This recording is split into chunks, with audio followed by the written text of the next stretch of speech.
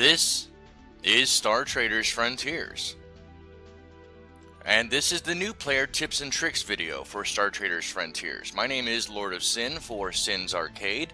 Star Traders Frontiers is a complex sandbox game with multiple layers under the hood, and we at Sin's Arcade are here to help you out with 5-ish tips and tricks that all new players should know to start the game. Number 1. Take it easy. It is not recommended to choose a combat build for your first build, so don't go for a bounty hunter or a pirate in that respect. Okay?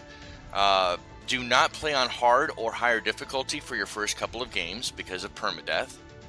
Be prepared to get frustrated due to your actions more than the RNG in the game, random number generation. Do not rush through and click like crazy.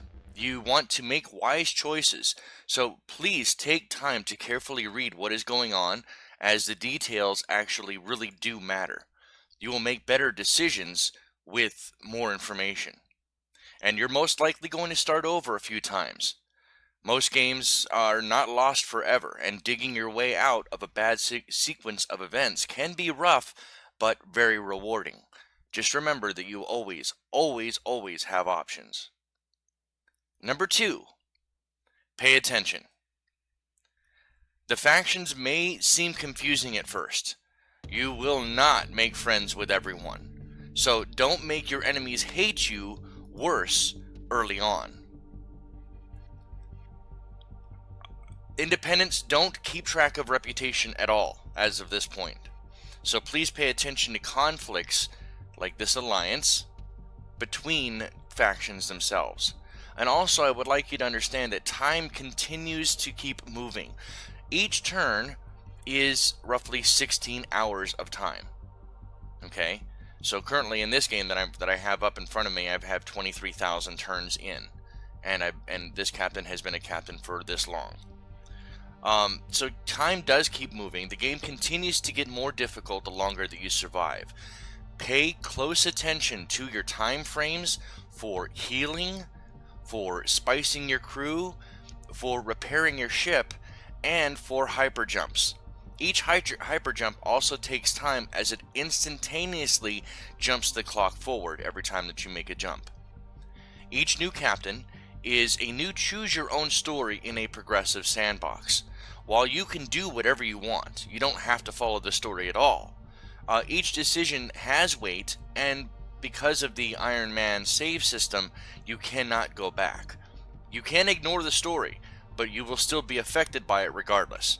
You can also take part in faction conflicts if you want, and reputation does indeed matter in this game more than you think it does. Number 3, know your basics. There are many different types of rewards in the game for patrolling, blockading, spying, and exploring activities. Play them responsibly and be sure to look for talents to help you manipulate them. Pay attention to rumors and events, as they can temporarily affect the difficulty. Pick your battles. Trade is a necessary activity in the game. The game is called Star Traders for a reason. You can make serious profit with level 3 and level 4 trade permits selling in bulk. Try to get at least a level 1 trade permit with all factions if possible. Pay close attention to trade law. Up here, where you have your trade law here, in this case this is a level 6 very high trade law, so smaller items won't be able to be sold at this location. So pay close attention to the trade law and any rumors or events, because most quadrants will have trade routes that you can also figure out between the different planets in that quadrant, and each quadrant will have different things that they can work with depending upon what different items or systems are inside of that quadrant. Leveling up your crew will always trump upgrading your ship. Always. Modifying your ship to meet the needs of your evolving crew and not the other way around. Do not upgrade your ship too quickly. Story missions and conflict missions, the center column for any mission giving contact. The ones in the center, the ones on the left are always based on the contact's traits. The ones on the far right are always for helping one of their associate contacts, either hindering or helping one of their contacts. But the ones in the center always deal with conflicts that happen with that specific faction at the time.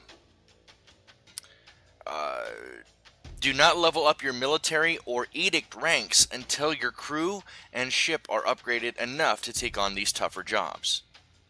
Dealing with ships. Whenever you are out and about in space, and let's just go ahead and fly to this location just to see if I can get a ship to pop up. Apparently not. We'll fly back and forth here. Dealing with ships. Whenever you, number 4, dealing with ships. Acknowledge whenever possible. Now, you can get acknowledgments from being friendly or having at least a positive of 10 reputation or higher with the faction. Now, you can surrender to pirates when you have no cargo to typically prevent a fight and still gain some experience. You can surrender peacefully to explorers, smugglers, and merchants, and the only risk of that is loss of any illegal cargo that you may be carrying. There are talents like Stiff Salute, which help with military officers and bounty hunters. Plus, the higher your ranks with your trade permits, military ranks, or edicts, then the easier you can mitigate encounters. Bribe down to nearly 0% and then retreat is always a good option too. Do not let your pride get the best of you. Know when to run away. Regarding ship combat, please note that the weapons you have and their ranges. Each weapon uses a certain amount of reactor points, or RP, as does the advancing or retreating of a range level. Navigation and speed matter for ranges 4 and 5, while pilot and agility matter for ranges 3, 2, and 1, respectively. Talents do not use reactor points, but do have cooldown timers, and you have to plan your combat ahead while dealing with ship and crew debuffs. Try to cripple ships and do not destroy them if at all possible. You will suffer reputation loss for destroying ships. Please be sure to watch your morality during flights and after ship encounters. Hotkey T brings up your crew manifest. You can filter from here by all crew. You can filter by injured, and that injured doesn't just counter physically injured personnel, but also morality injured personnel. As you can see here, each of these people have lower morale in addition to lower health. So please be paying attention to your morality points and your health points, and work with them especially. Some talents will also affect your crew's morality. You cannot heal well enough on ship itself. You do have to make port to heal. So heal, spice, and pay before you repair and refuel. And again, pay attention to the time frames, especially if you're on a mission or two that have severe time that need to be handled. As you can see, my ship has taken some serious damage here. I'll get that resolved off camera. Number 5, flexibility is survival. Each officer, captain included, can max out to 3 jobs, but it is recommended that you only focus on 2 jobs to begin with and get those to a minimum level 5 as soon as possible. Don't take your 3rd job for any officer right away, as you may need skills for a certain job type later, and it pays to have that flexibility open. Your crew all have different attributes, skills, and traits which make them unique. Pay attention to the negative aspects and determine if they are a good fit for the team. While your starting crew and officers are usually pretty good, you will ultimately hold ultimate control over their employment. So you have to be in a civil zone to dismiss crew. You cannot dismiss them out in space. Also, be sure to look for recruits from specific types of contacts so that you can build your crew to the way